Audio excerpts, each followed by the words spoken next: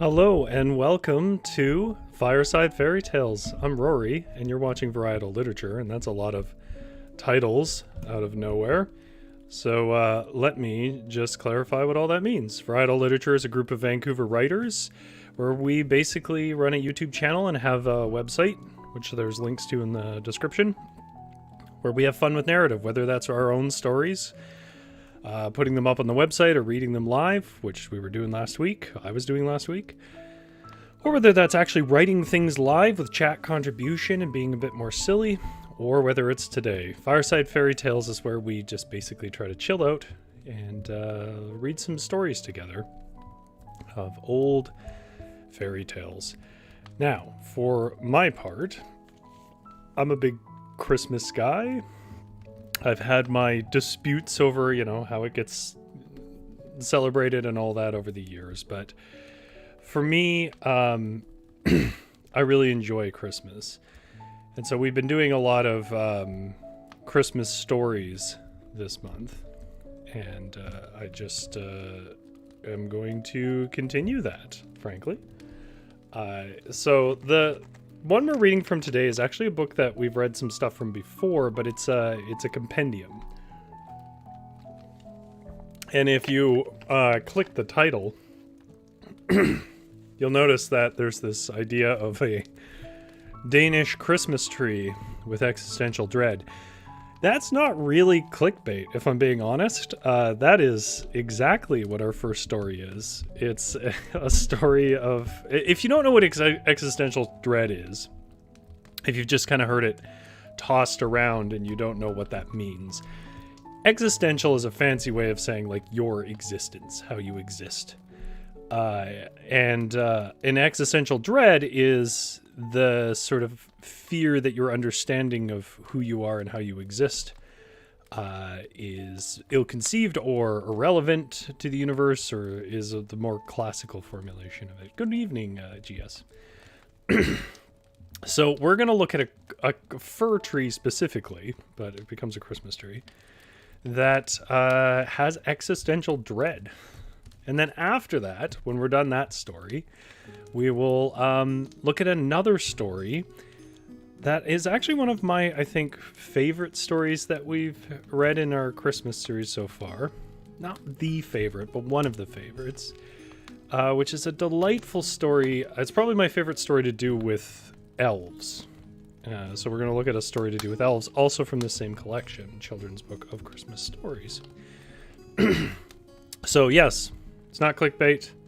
We're going to read a story about a fir tree with existential dread. And then we're going to read a story about some elves at Christmas and a girl who learns... Well, I won't give it away. I think that it's better to know less going into it. If you want to skip ahead to any particular stories and you're not watching this live, then just check in the description below. There will be timestamps that will take you directly to the beginnings of the stories, and skip over this nonsense even if you want. And yeah, the only other thing I'll mention is that our Choose Your Own Adventure that we did last month, which was Battle for Black Friday, our biggest Choose Your Own Adventure so far, is now up on the website. It's not officially announced, really, but it is up there. The link to it is in the description below, and I'll probably make a more formal announcement about that on our social media on Friday.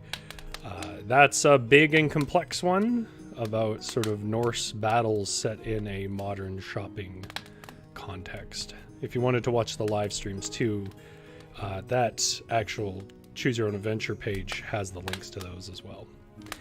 Okay, so the Children's Book of Christmas Stories, we're continuing on with this because I've been enjoying the stories out of it. And we're going to read The Fir Tree, which has a familiar name there, Hans Christian Andersen. I know, we've done a lot of Hans Christian Andersen this month, but also he's kind of a Christmas guy. He has a lot of the famous winter stories.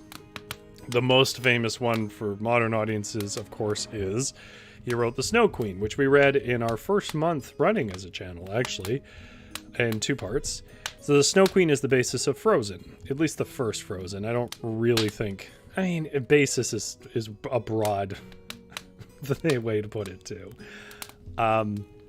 So Hans Christian Andersen, of course, that's not the only thing he's written. He's written plenty of other things. We've read him several times on this channel.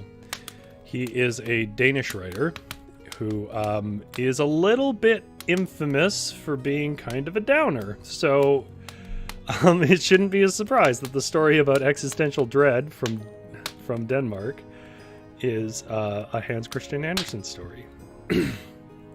So this is the fir tree, as printed in a children's book of Christmas stories. Pardon me. By Hans Christian Andersen. Also, let me know if the sound is out or anything like that. Out in the woods stood a nice little fir tree. The place he had was a very good one. The sun shone on him. As to fresh air, there was enough of that. And round him grew many large-sized comrades, pines as well as firs. But the little fir wanted so very much to be a grown-up tree. He did not think of the warm sun and of the fresh air. He did not care for the little cottage children that ran about and prattled when they were in the woods looking for wild strawberries. The children often came with a whole pitcher full of berries or a long row of them threaded on a straw, and sat down near the young tree and said, "Oh, how pretty he is! What a nice little fir!" But this was what the tree could not bear to hear. At the end of a year, he had shot up a good deal, and after another year, he was another long bit taller. For with fir trees, one can always tell by the shoots how many years old they are. "Oh, were I but such a high tree as the others are," sighed he, "then I should be able to spread out my branches with the tops to look into the wide world. Then would the birds build nests among my branches, and then there was a breeze I could bend with it, as much stateliness as the others." Neither the sunbeams, nor the birds, nor the red clouds which morning and evening sailed above them gave the little tree any pleasure.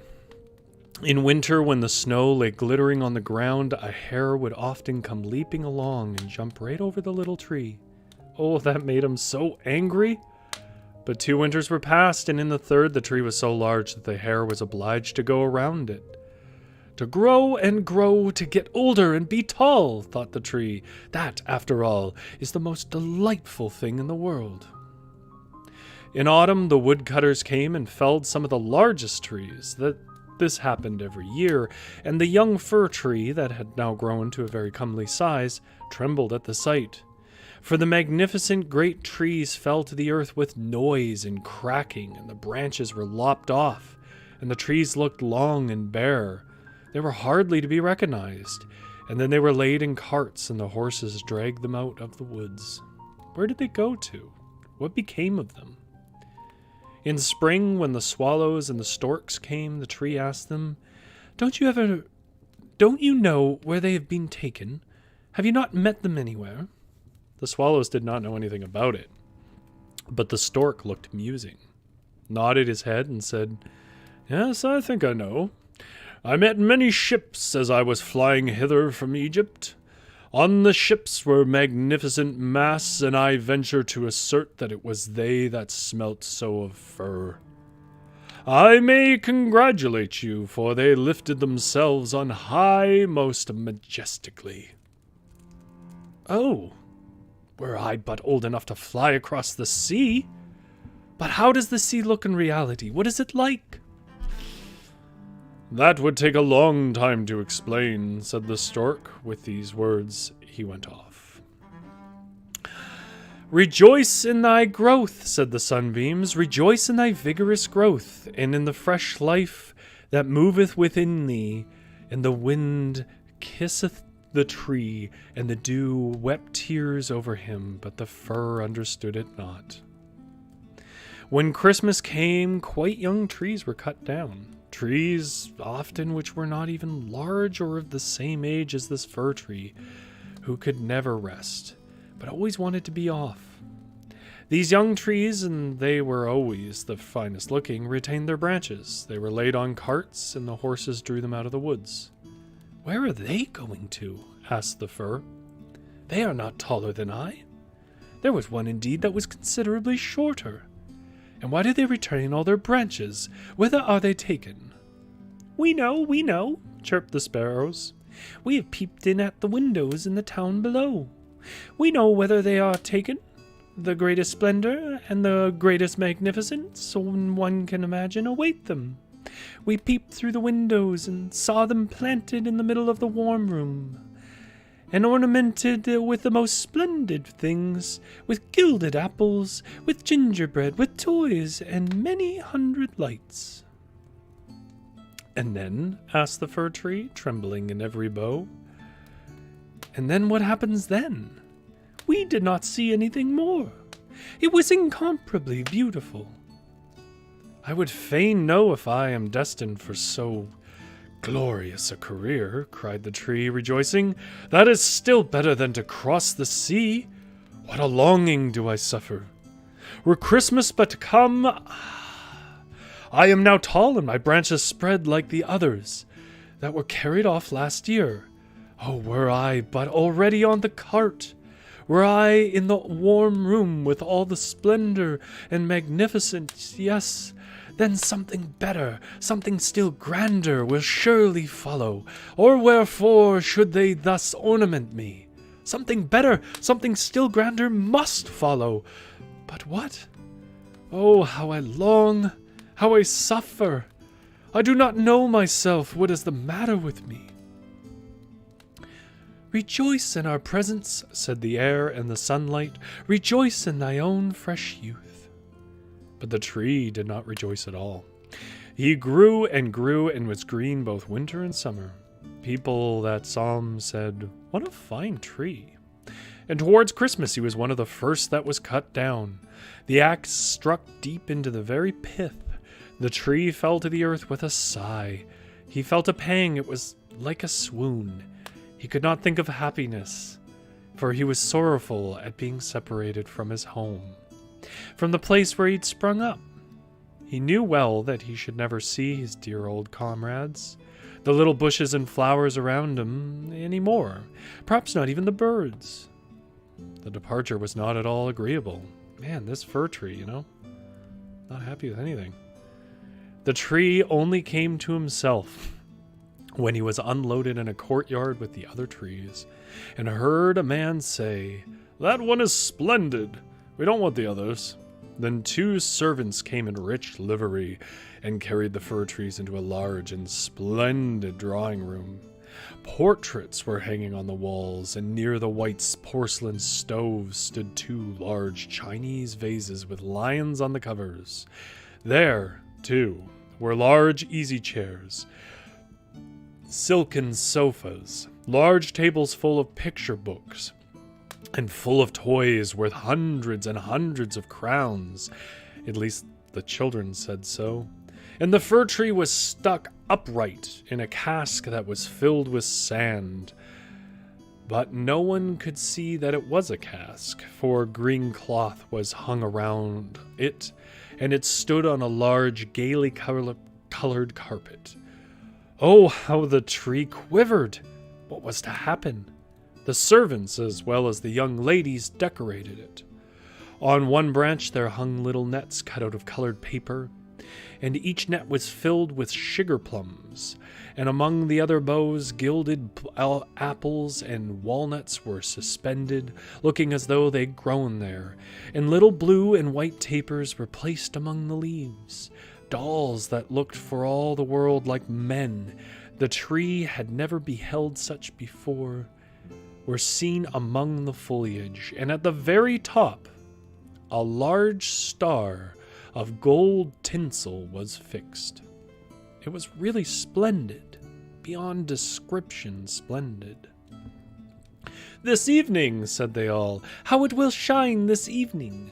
Oh, thought the tree, if the evening were but come, if the tapers were but lighted, then I wonder what will happen. Perhaps the other trees from the forest will come and look at me. Perhaps the sparrows will beat against the window panes. I wonder if I shall take root here, and winter and summer stand covered with ornaments. He knew very much about the matter, but he was so impatient that for sheer longing he got a pain in his back. And this, with trees, is the same thing as a headache with us. The candles were now lighted. What brightness! What splendor! The tree trembled so in every bough that one of the tapers set fire to the foliage. It blazed up splendidly. "Help! Help!" cried the young ladies, and they quickly put out the fire. Now the tree did not even dare tremble. What a state he was in! He was so uneasy lest he should lose something of his splendor that he was quite bewildered amidst the glare and brightness. When suddenly both folding doors opened, and a troop of children rushed in as if they would upset the tree. The older persons followed quietly. The little ones stood quite still. But it was only for a moment. Then they shouted so that the whole place re-echoed with their rejoicing. They danced around the tree, and one present after another was pulled off. "What are they about?" thought the tree. "What is to happen now?" And the lights burned down to the very branches, and as they burned down they were put out, one after the other. And then the children had permission to plunder the tree, so they fell upon it with such violence that all its branches cracked.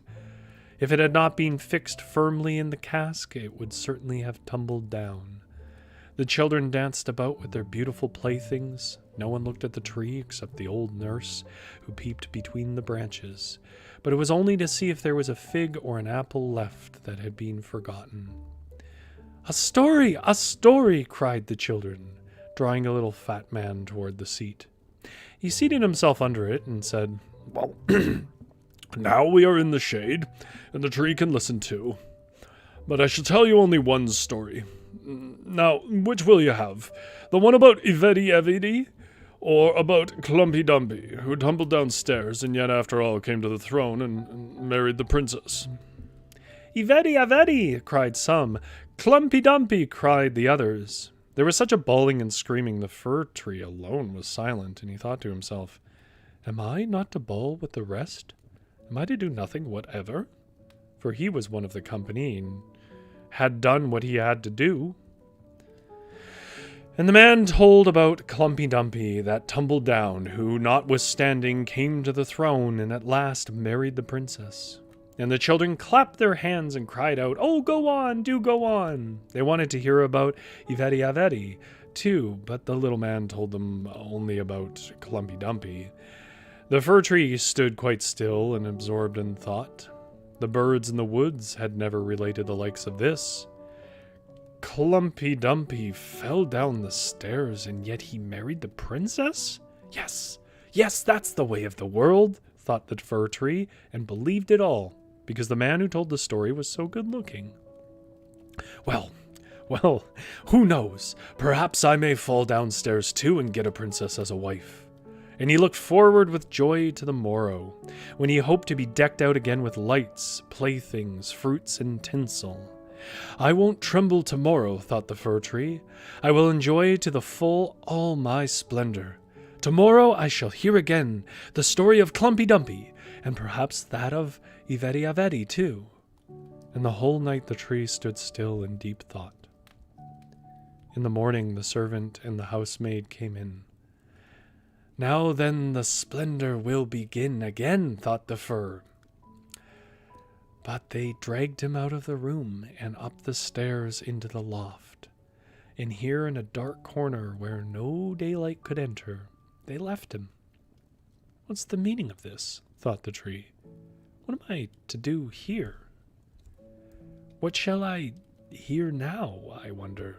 And he leaned against the wall, lost in reverie. Time enough had he, too, for his reflections, for days and nights passed on, and nobody came up. And when at last somebody did come, it was only to put some great trunks in a corner out of the way. There stood the tree quite hidden. It seemed as if he'd been entirely forgotten.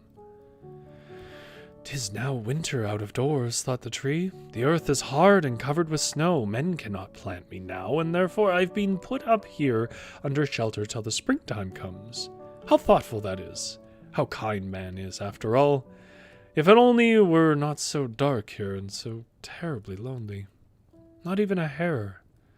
And out in the woods it was so pleasant. when the snow was on the ground and the hare leaped by, yes, even when he jumped over me. But I did not like it then. It is really terribly lonely here.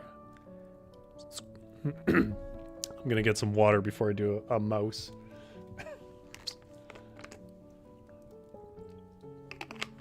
In case you've not noticed, I have a very baritone voice. Said a little mouse at the same moment, peeping out of his hole. And then another little one came by. They sniffed about the fir tree and rustled among the branches. "It is dreadfully cold," said the mouse. "But for that, it would be delightful here, old fir, wouldn't it?" "I am by no means old," said the fir tree. "There's many a one considerably older than I am." "Where do you come from?" asked the mice. "And what can you do?" They were so extremely curious. "Tell us about the most beautiful spot on earth. Have you never been there? Were you never in the larder, where the cheeses lie on the shelves, and hams hang from above, where one dances about on tallow candles? That place where one enters lean and comes out fat again and portly." "I know no such place," said the tree. "But I know the woods, where the sun shines and the little birds sing." And when he told all about his youth, and the little mice had never heard the like before, and they listened and said, "Well, to be sure, how much you have seen! How happy you must have been!" "I?" said the fir tree, thinking about what he had himself related. "Yes, in reality those were happy times." And then he told about Christmas Eve and how he was decked out with cakes and candles. "Oh," said the little mice, "how fortunate you have been, old fir tree." "I am by no means old," said he. "I came from the woods this winter. I am in my prime, and am only rather short for my age." "What delightful stories you know," said the mice. And the next day they came with 4 other little mice, who were to hear what the tree recounted. And the more he related, the more plainly he remembered all himself, and it appeared as if those times had really been happy times. But they may still come, Clumpy Dumpy fell down the stairs, and yet he got a princess. And he thought at the moment of a nice little birch tree growing out in the woods, to the fir that would be a real charming princess. "Who is Clumpy Dumpy?" asked the mice. So then the fir tree told the whole fairy tale, for he could not remember every single word of it. And the little mice jumped for joy up to the very top of the tree. Next night 2 more mice came, and on Sunday 2 rats even, and they said the stories were not interesting, which vexed the little mice, and they too now began to think them not so very amusing either. "Do you only know one story?" asked the rats. "Only that one," answered the tree. "I heard it on my happiest evening, but I did not then know how happy I was." "It's a very stupid story. Don't you know about bacon and tallow candles? Can't you tell any larder stories?" "No," said the tree. "Then goodbye," said the rats, and they went home. At last the little mice stayed away also, and the tree sighed. "After all, it was very pleasant when the sleek little mice sat around me and listened to what I told them. Now that too is over, but I will take good care to enjoy myself when I am brought out again." By the way, I noticed that somebody posted what looks to be a link. If that is indeed a link, don't click links. In chat, there's no reason why anybody should be putting links up. I'll deal with that later. Where were we here? Take good care to enjoy myself. I am brought out again. I'll just reread that passage. "At last the little mice stayed away also, and the tree sighed. After all, it was very pleasant when the sleek little mice sat around me and listened to what I told them. Now that too is over. But I will take good care to enjoy myself when I am brought out again." But when was that to be? Why, one morning there came a quantity of people and set to work in the loft. The trunks removed, and the tree was pulled out and thrown, rather hard, it is true, down on the floor. But a man drew him towards the stairs where the daylight shone. Now a merry life will begin again, thought the tree. He felt the fresh air, the first sunbeam, and now he was out in the courtyard. All passed so quickly, there was so much going on around him that the tree quite forgot to look to himself. The court adjoined a garden, and all was in flower. The roses hung so fresh and odorous over the balustrade, and the lindens were in blossom. The swallows flew by and said, "Kirvit, my husband is come!" But it was not the fir tree that they meant. "Now, then, I shall really enjoy life," said he exultingly, and spread out his branches. But alas, they were all withered and yellow. It was in a corner that he lay, among weeds and nettles. The golden star of tinsel was still on top of the tree and glittered in the sunshine. In the courtyard, some of the merry children were playing who had danced at Christmas around the fir tree, and were so glad at the sight of him. One of the youngest ran and tore off the golden star. "Only look what is still on that ugly old Christmas tree," said he, trampling on the branches so that they all cracked beneath his feet. And the tree beheld all the beauty of the flowers and the freshness in the garden. He beheld himself, and wished he had remained in his dark corner in the loft. He thought of his first youth in the woods, of the merry Christmas Eve, and of little mice who had listened with so much pleasure to the story of Klumpy Dumpy. "'Tis over, 'tis past," said the poor tree. "Had I but rejoiced when I had reason to do so, but now 'tis past, 'tis past." And the gardener's boy chopped the tree into small pieces. There was a whole heap lying there. The wood flamed up splendidly under the large brewing coffer, and it sighed so deeply. Each sigh was like a shot. The boy played around in the court, and the youngest wore the gold star on his breast which the tree had had on the happiest evening of his life. However, that was over now. The tree gone, the story at an end. All was over. Every tale must end at last. And that is Hans Christian Andersen's The Fir Tree, which, like I said, beautiful story. Also, though, kind of depressing. There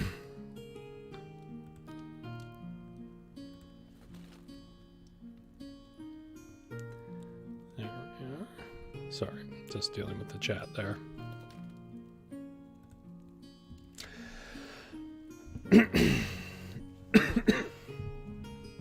If there is something you're trying to get across there, Carol, if you are a genuine viewer, I apologize. There is a lot of, when you're on the lower end of YouTube here, a lot of random, creepy malware links that come around, so I'm assuming that you are a bot. But if you're not, let me know in the chat. And my sincerest apologies. So Hans Christian Andersen, story of the fir tree. I really quite like this story. There is a connection here I want to draw before I move on to the last story. Hans Christian Andersen lived at the same time as a very famous Danish philosopher called I see we have multiples. All right. Well, if we're gonna get spammed, it's easy enough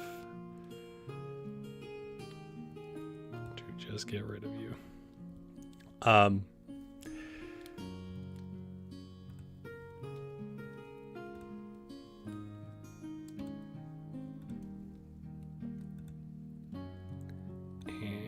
we will get rid of that. There we go. Oh, sorry for the break in that. So, there is a, yeah, I see Carol has turned into Rebecca now. It's probably a couple of people that follow you, or they look around for hashtags and then they try to jump onto things. Anyways, what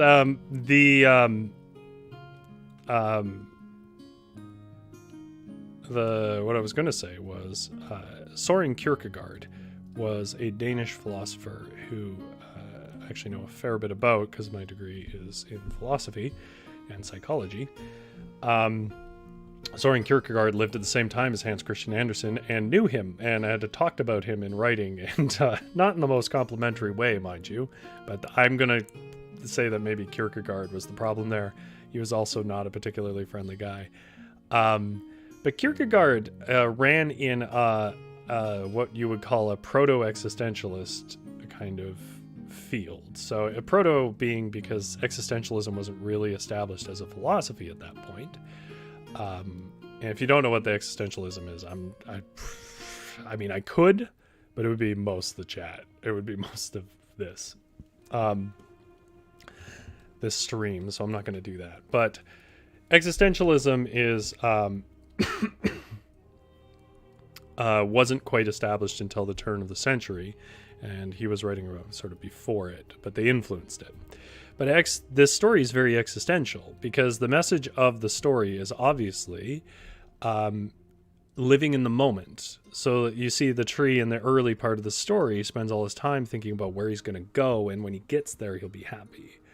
And then as the story starts to reach its second half, it kind of has a peak model there.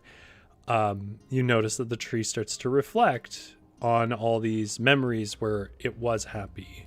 But it doesn't seem to take the lesson of that. It kind of does. It says, when I go back outside, I'll enjoy it again. But it, A, doesn't, and B, that's not the point. The point is enjoy what you have, where you are, when you have it.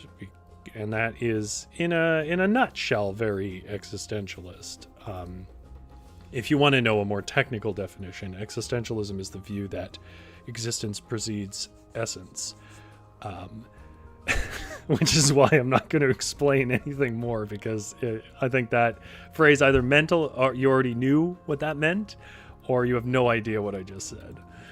But I find it very interesting that an early writer wrote an existentialist story about a Christmas tree, and I think that's fascinating, and it makes it one of my favorites because obviously I like that kind of stuff. Okay, have we garnered any more bots? See, the thing is, if it's a full female name, there's like an 80% chance it's a bot.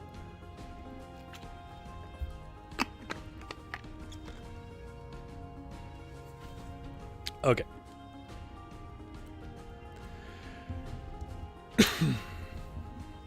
So the second story, so we're kind of just doing two longer ones. I know I usually try to put a shorter one in.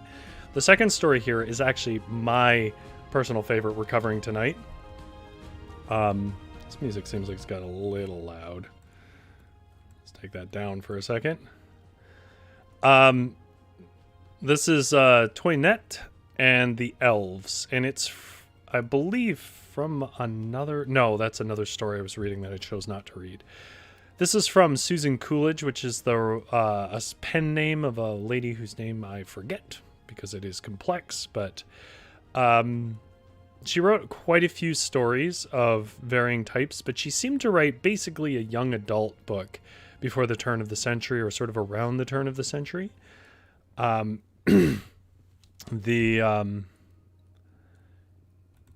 With that, seems like the loudest of this music has passed. With that in mind, it is probably my favorite elf story. It's a little longer, takes a little while to get to what its conceit really is, but I would encourage you to see it out because I think it's a wonderful message and a wonderful story. This is Toinette and the Elves from the Children's Book of Christmas Stories by Susan Coolidge. The winter sun was nearing the horizon's edge. Each moment the trees' shadows grew longer in the forest. Each moment the crimson light on the upper boughs became more red and bright. It was Christmas Eve, or would be in a half an hour, when the sun should be fairly set.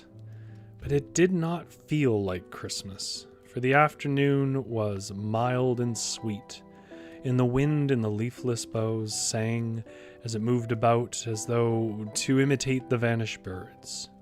Soft trills and whistles, odd little shakes and twitters. It was astonishing what pretty noises the wind made, for it was in good humor, as winds should be on the blessed night. All its storm tones and bass notes were for the moment laid aside, and gently as though hushing a baby to sleep, it cooed and rustled and brushed to and fro in the leafless woods. Let's just pause for a second and appreciate what a beautiful paragraph that is. Toinette stood, pitcher in hand, beside the well. Wishing well, the people called it, for they believed that if any one standing there bowed to the east, repeated a certain rhyme, and wished a wish, the wish would certainly come true. Unluckily, nobody knew exactly what the rhyme should be. Toinette did not. She was wishing that she did, as she stood with her eyes fixed on the bubbling water. How nice it would be, she thought. What beautiful things should be hers. If it were only to wish and to have, she would be beautiful, rich, good. Oh, so good. The children should love her dearly and never be disagreeable. Mother should not work so hard. They should all go back to France, which Mother said was si belle. Oh dear, how nice it would be. Meantime, the sun sank lower, and Mother at home was waiting for the water, but Toinette forgot that. Suddenly she started. A low sound of crying met her ear, and something like a tiny moan. It seemed close by, but she saw nothing. Hastily she filled her pitcher and turned to go, but again the sound came, in unmistakable sob, right under her feet. Toinette stopped short. "What is the matter?" she called out bravely. "Is anybody here? If there is, why don't I see you?" A third sob, and all at once, down on the ground beside her, a tiny figure became visible, so small that Toinette had to kneel and stoop her head to see it plainly. The figure was that of an odd little man. He wore a garb of green, bright and glancing as the scales of a beetle. In his mite of a hand there was a cap, out of which stuck a long pointed feather. 2 specks of tears stood on his cheeks, and he fixed on Toinette a glance so sharp and so sad that it made her feel sorry and frightened and confused all at once. "Why, how funny is this? This is," she said, speaking to herself out loud. "Not at all," replied the little man in a voice as dry and crisp as the chirr of a grasshopper.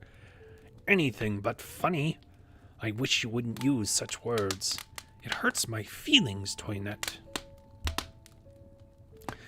"Do you know my name, then?" cried Toinette, astonished. "That's strange. But what is the matter? Why are you crying so, little man?" "I'm not a little man. I'm an elf," responded the dry voice. "And I think you'd cry if you had an engagement out to tea and found yourself spiked on a great bayonet, so that you couldn't move an inch. Look!" He turned a little as he spoke, and Toinette saw long rose thorns sticking through the back of the green robe. The little man could by no means reach the throne, and it held him fast prisoner to the place. "Is that all? I'll take it out for you," she said. "Be careful, oh, be careful," entreated the little man. "This is my new dress, you know. My Christmas suit. It's got to last a year. If there is a hole in it, Peace God will tickle me in bean blossom teas till I shall wish myself dead." He stamped with vexation at the thought. "Now, you mustn't do that," said Toinette in a motherly tone, "else you'll tear it yourself, you know." She broke off the thorn as she spoke and gently drew it out. The elf anxiously examined the stuff. A tiny puncture was visible, and his face brightened. "You're a good child," he said. "I'll do as much for you someday, perhaps." "I would have come before if I'd seen you," remarked Toinette timidly, "but I didn't see you a bit." "No, because I had my cap on," cried the elf. He placed it on his head as he spoke, and hey, presto, nobody was there, only a voice which laughed and said, "Well, don't stare so, lay your finger on me now." "Oh," said Toinette with a gasp. "How wonderful. What fun it must be to do that." The children wouldn't see me. I should steal in and surprise them. They would go on talking and never guess that I was there. I should so like it. Do elves ever lend their caps to anybody? I wish you'd lend me yours. It must be so nice to be invisible. Oh, cried the elf, appearing suddenly again. Lend my cap indeed. Why, it wouldn't stay on the very tip of your ear. It's so small. As for nice, that depends. Sometimes it is. Sometimes it isn't. No, the only way for mortal people to be invisible is to gather the fern seed and put it in their shoes. Gather it? Where? I never saw any seed to the ferns, said Toinette, staring about her. Of course not. We elves take care of that, replied the little man. Nobody finds the fern seed but ourselves. I'll tell you what, though. You were such a nice child to take out the thorn so cleverly that I'll give you a little of the seed. Then you can try the fun of being invisible to your heart's content. Will you really? How delightful. May I have it now? Bless me, do you think I carry my pockets stuffed with it, said the elf. Not at all. Go home, say not a word to anyone, but leave your bedroom window open tonight, and you'll see what you'll see. He laid his finger on his nose as he spoke, and gave a jump like a grasshopper, clapping on his cap as he went, and vanished. Toinette lingered a moment in hopes that he might come back, then took her pitcher and hurried home. The woods were very dusky by this time, but full of her strange adventures. She did not remember to feel afraid. How long you have been, said her mother. It's late for a little maid like you to be up. You must make better speed another time, my child. Toinette pouted as she was apt to do when reproved. The children clamored to know what had kept her, and she spoke pettishly and crossly, so that they too became cross and presently went away into the outer kitchen to play by themselves. The children were apt to creep away when Toinette came home. It made her angry and unhappy at times that they should do so, but she did not realize that it was in great part her own fault, and so did not set herself to mend it. By the way, that line, she did not realize that it was in great part her own fault, and so did not set herself to mend it. I need to put that in some letters and send it to people I've met. Tell me a Tory, said baby Jeanton. Jeanton? You know, I was, when I heard this story before, it was Jeanton to me, but I'm looking at it now, and I think it's Jeanton. Creeping to her knee a little later, but Toinette's head was full of the elf. She had no time to spare for her. Oh, not tonight, she replied. Ask Mother to tell you one. Mother's busy, said Jeanton, wistfully. Toinette took no notice, and the little one crept away disconsolately. Bedtime at last. Toinette set the casement open and lay a long time waiting and watching, and then she fell asleep. She waked with a sneeze and a jump and sat up in bed. Behold, on the coverlet stood her elfin friend, with a long train of other elves beside him, all clad in the beetle wing green and wearing little pointed caps. More were coming in at the window. Outside a few were drifting about in the moon rays, which lit their sparkling robes till they glittered like so many fireflies. The odd thing, though, was that their caps were on. Toinette could see the elves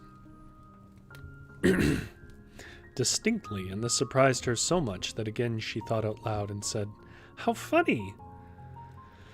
You mean about the caps? Replied her special elf, who seemed to have the power of reading thoughts. Yes, you can see us tonight, caps and all. Spells lose their value on Christmas Eve, always. Peascod, where's the box? Do you still wish to try the experiment of being invisible, Toinette? Oh, yes, indeed I do. Very well, so let it be. And as he spoke, he beckoned, and two elves, puffing and panting, like little men with a heavy load, dragged forward a droll little box about the size of a pumpkin seed. One of them lifted the cover. Pay the porter, please, ma'am, he said, giving Toinette's ear a mischievous tweak with his sharp fingers. Hands off, you bad peascod, cried Toinette's elf. This is my girl. She shan't be pinched. He dealt Peascod a blow with his tiny hand as he spoke and looked so brave and warlike that he seemed at least an inch taller than he had before. Toinette admired him very much, and Peascod slunk away with an abashed giggle, muttering that Thistle needn't be so ready with his fist. Thistle, for thus it seemed Toinette's friend was named, dipped his fingers in the box, which was full of fine brown seeds, and shook a handful into each of Toinette's shoes as they stood toes together by the bedside. "Now you have your wish," he said, "and can go about and do what you like, no one seeing. The charm will end at sunset. Make the most of it while you can. But if you want it to end sooner, shake the seeds from the shoes, and then you are just as usual." "Oh, I shan't want to," protested Toinette. I'm sure I shan't." "Goodbye," said Thistle with a mocking little laugh. "Goodbye, and thank you very much," replied Toinette. "Goodbye, goodbye, goodbye." GS says Peascod. Okay, can I name a pet that? Absolutely. It's a great name.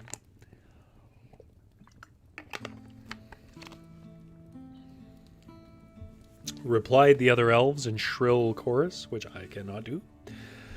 They clustered together as if in consultation, then straight out the window they flew like a swarm of gauzy winged bees, and melted into the moonlight. Toinette jumped up and ran to watch them, but the little men were gone. Not a trace of them was to be seen, so she shut the window and went back to bed, and presently, in the midst of her amazed and excited thoughts, fell asleep. She waked in the morning with a queer, doubtful feeling. Had she dreamed it, or had it really happened? She put on her best petticoat and laced her blue bodice, for she thought that the mother would perhaps take them across the wood for the little chapel for the Christmas service. Her long hair smoothed and tied, her shoes trimly fastened, downstairs she ran.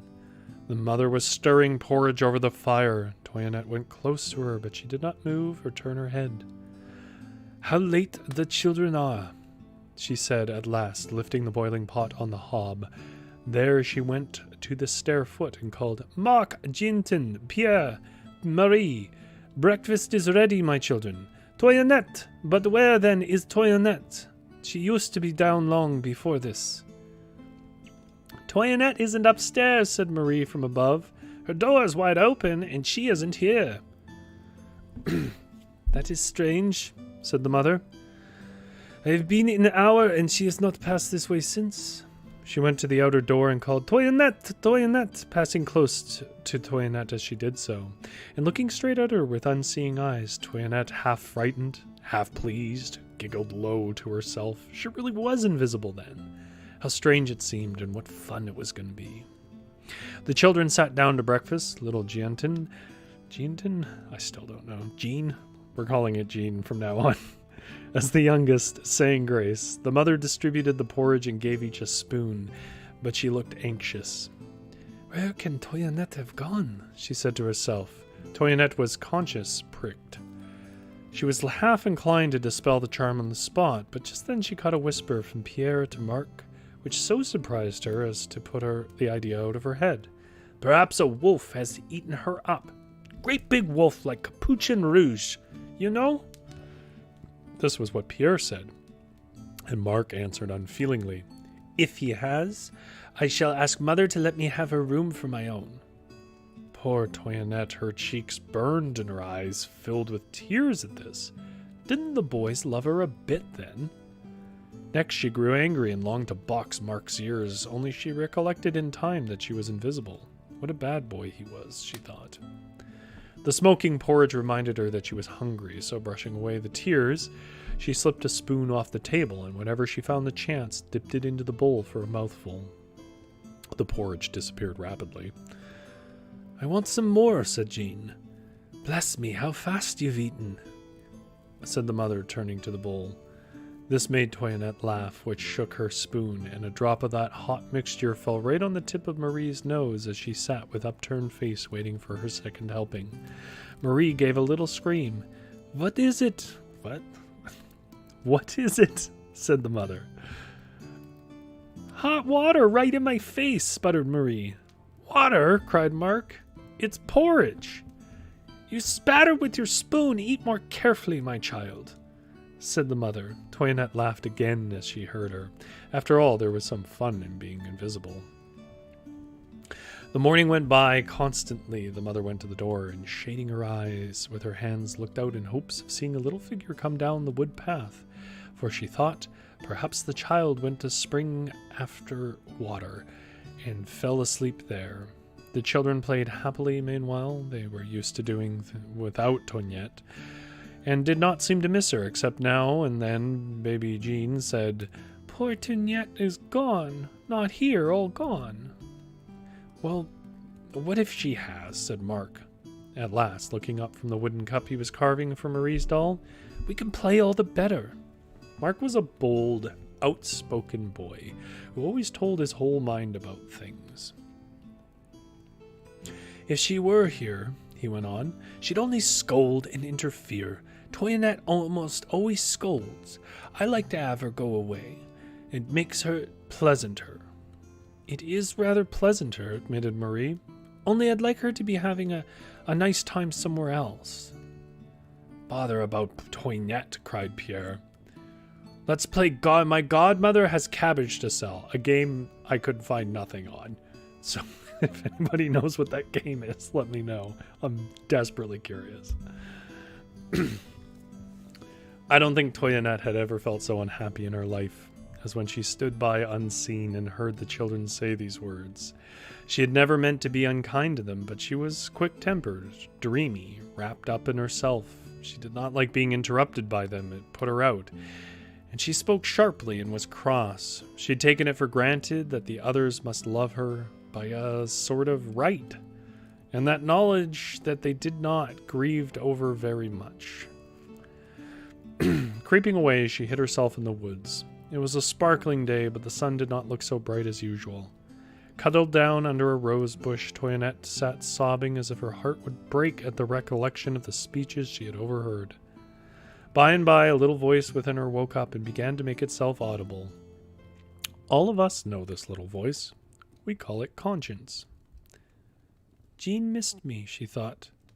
And oh dear, I pushed her away only last night and wouldn't tell her a story. And Marie hoped I was having a pleasant time somewhere. I wish I hadn't slapped Marie last Friday. And I wish I hadn't thrown Mark's ball into the fire that day when I was angry with him. How unkind he was to say that, but I wasn't always kind to him. And once I said that I wished a bear would eat Pierre up. That was because he broke my cup. Oh dear, what a bad girl I've been to them all. But you could be better and kinder if you tried, couldn't you? Said the inward voice. I think you could. And Toinette clasped her hands tightly and said out loud, I could. Yes, and I will. The first thing to be done was to get rid of the fern seed, which she now regarded as a hateful thing. She untied her shoes and shook out on the grass, and dropped and seemed to melt into the air, for it instantly vanished. A mischievous laugh sounded close behind, and a beetle-green coat-tail was visibly whisking under the tuft of rushes. But Toinette had had enough of the elves, and tying her shoes, took the road toward home, running with all her might. Where have you been all day, Toinette? Cried the children, as breathless and panting she flew in at the gate, but Toinette could not speak. She made slowly for her mother, who stood in the doorway, flung herself into her arms, and burst into a passion of tears. Ma chérie, what is it? Whence hast thou come on? Asked the good mother, alarmed. She lifted Toinette into her arms as she spoke and hastened indoors. The other children followed, whispering and peeping, but the mother sent them away, and sitting them down by the fire, with Toinette in her lap, she rocked and hushed and comforted, as though Toinette had been again a little baby. Gradually the sobs ceased. For a while Toinette lay quiet with her head on her mother's breast. Then she wiped her wet eyes, put her arms around her mother's neck, and told her all from the very beginning, keeping not a single thing back. The dame listened with alarm. Saints protect us, she muttered. Then feeling Toinette's hands and head, Thou hast the fever, she said. I will make thee a tisane, my darling, and thou must at once go to bed. Toinette vainly protested. To bed she went, and perhaps it was the wisest thing, for the warm drink threw her into a long, sound sleep, and when she awoke she was herself again, bright and well, hungry for dinner, ready to do her usual tasks. Herself, but not quite the same Toinette that she had been before. Nobody changes from bad to better in a minute. It takes time for that. Time and effort, and a long struggle with evil habits and tempers. But there is sometimes a certain minute or day in which people begin to change, and thus it was with Toinette. The fairy lesson was not lost upon her. She began to fight with herself, to watch her faults and try to conquer them. It was hard work. Often she felt discouraged, but she kept on. Week after week and month after month, she grew less selfish, kinder, and more obliging than she used to be. When she failed and her old fractious temper got the best of her, she was sorry and begged everyone's pardon so humbly that they could not but forgive. The mother began to think that the elves really had bewitched her child. As for the children, they learned to love Toinette as never before, and came to her with all their pains and pleasures, as children should to a kind older sister.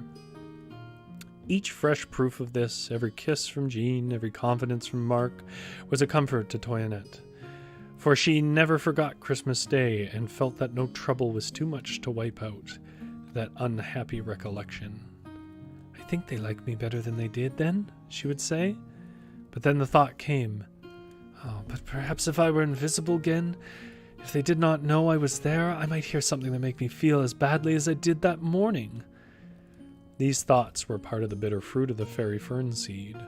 So with doubts and fears the year went by, and again it was Christmas Eve. Toinette had been asleep some hours when she was roused by a sharp tapping on the window pane. Startled and only half awake, she sat up in bed and saw by the moonlight a tiny figure outside, which she recognized. It was Thistle, drumming with his knuckles on the glass. "Let me in!" cried the dry little voice. So Toinette opened the casement, and Thistle flew in and perched as before on the coverlet. "Merry Christmas, my girl," he said, "and a Happy New Year when it comes. I've brought you a present." And dipping into a pouch tied around his waist, he pulled out a handful of something brown. Toinette knew what it was in a moment. "Oh no," she cried, shrinking back. "Don't give me any fern seeds. They frighten me. I don't like them." "Don't be silly," said Thistle, his voice sounding kind this time and earnest. "It wasn't pleasant being invisible last year, but perhaps this year it will be. Take my advice and try it. You'll not be sorry." "Shan't I?" said Toinette, brightening. "Very well, then I will." She leaned out of bed and watched Thistle strew the fine dust-like grains in each of her shoes. "I'll drop in tomorrow night. Just see how you like it," he said, and then with a nod he was gone. The old fear came back when she awoke in the morning, and she tied on her shoes with a tremble at her heart. Downstairs she stole. The first thing she saw was a wooden ship on her plate. Mark had made the ship, but Toinette had no idea it was for her. The little ones sat around the table with their eyes on the door, watching still. Toinette should come in and be surprised. "I wish she'd hurry," said Pierre, drumming on his bowl with a spoon. "We all want Toinette, don't we?" said the mother, smiling as she poured the hot porridge. "It would be fun to see her stare," declared Mark. "Toinette is jolly when she stares. Her eyes look big and her cheeks grow pink. Andre Brugen thinks his sister Aline is the prettiest, but I don't. Or Toinette is ever so pretty." "She is ever so nice, too," said Pierre. "She's as good to play with as a boy," he finished triumphantly. "Oh, I wish Toinette would come," said Jean. Toinette waited no longer, but sped upstairs with glad tears in her eyes. 2 minutes, and down she came again, visible this time, but her heart was as light as a feather. "Merry Christmas!" clamored the children. The ship was presented. Toinette was duly surprised, and so the happy day began. That night, Toinette left the window open and lay down in her clothes, for she felt as Thistle had been so kind, she ought to receive him politely. He came at midnight, and with him all the other little men in green. "Well, how was it?" asked Thistle. "Oh, I liked it this time," declared Toinette with shining eyes. "And I thank you so much." I'm glad you did, said the elf, and I'm glad you were thankful, for we want you to do something for us. What can it be? Inquired Toinette, wondering. You must know, went on Thistle, that there is no dainty in the world which we elves enjoy like a bowl of fern seed broth. But it has to be cooked over a real fire, and we dare not go near fire, lest our wings scorch. So we seldom get any fern seed broth. Now, Toinette, will you make us some? Indeed I will, cried Toinette. Only you must tell me how. It's very simple, said Peascod. Only seed and honeydew stirred from left to right with a sprig of fennel. Here's the seed, here in the fennel, and here's the dew. Be sure to stir from the left. If you don't, it curdles and the flavor will be spoiled. Down into the kitchen they went, and Toinette, moving very softly, quickened the fire, set on the smallest bowl she could find, and spread the doll's table with the wooden saucers which Mark had made for Jean to play with. Then she mixed and stirred as the elves bade, and when the soup was done, served it to them smoking hot. How they feasted! No bumblebee dipping into a flower cup ever sipped and twinkled more rapturously than they. When the last drop was eaten, they made ready to go. Each in turn kissed Toinette's hand and said a word of farewell. Thistle brushed his feather cap over the doorpost as he passed. Man, say that a few times fast. Be lucky, house, he said, for you have received and entertained the luck-bringers. And be lucky, Toinette. Good temper is good luck, and sweet words and kind words and peace in the heart are the fairest of fortunes. See that you never lose them again, my girl. With this, he too kissed Toinette's hand, waved his feather cap, and they were all gone. While Toinette, covering the fire with ashes, put aside the little cups, stole up to her bed, a happy child.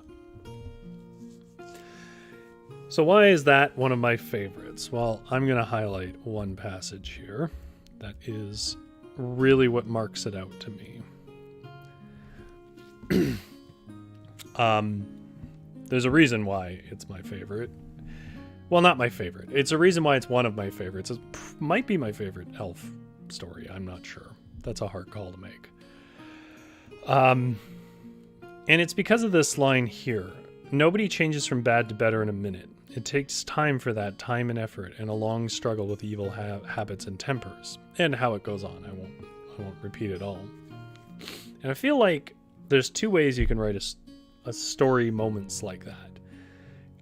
The way that it more often is chosen to be done, especially in modern time, is you have the moment of revelation with the character where they finally realize that they're, really it's something about their parents or their past, or all along they were really mad at themselves or whatever. They have this peak, this emotional peak in movies and books and stories.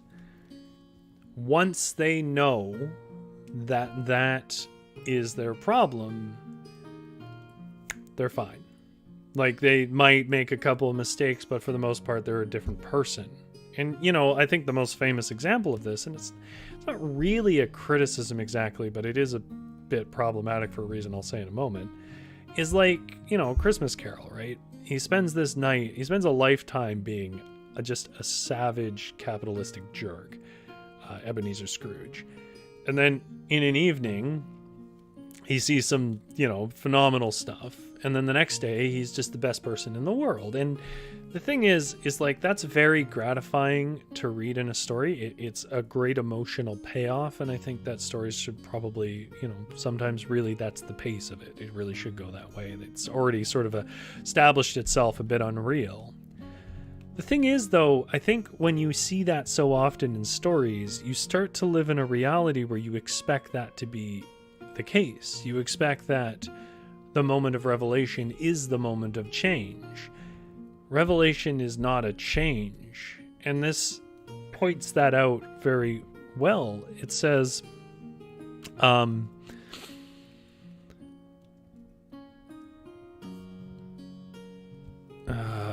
does it?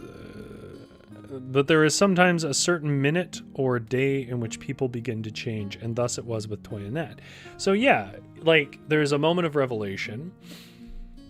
In real life, you then have like years in a lot of cases of just fighting with yourself and up and down and waves and like to actually make progress. And what I really liked about this story is I think that's a much healthier, more supportive perspective to pass on to a child than one of like revelation and immediate change. People that have absolute perfect control over their emotional state, their habits, and who they are as a person. And that puts this kind of perspective that once you have these moments of revelation, if you're still having problems, well, you must be broken irreparably in some way. So I think I get why, for pacing reasons, a lot of stories choose to have the moment of revelation as the moment of change.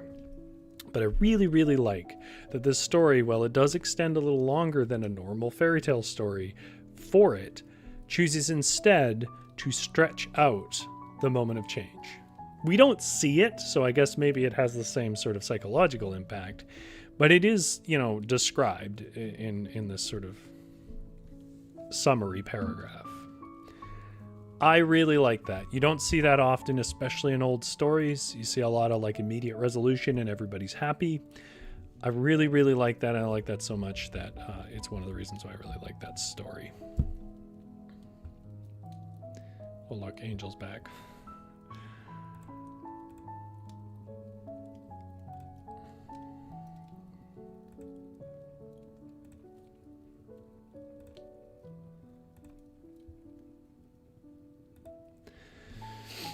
Jess says, I agree, it's a prolonged struggle. Yeah, it is. And, it has its good days and it has its bad days. Like, the idea that exists that you can just be a different person because you've realized why you have problems is delusional.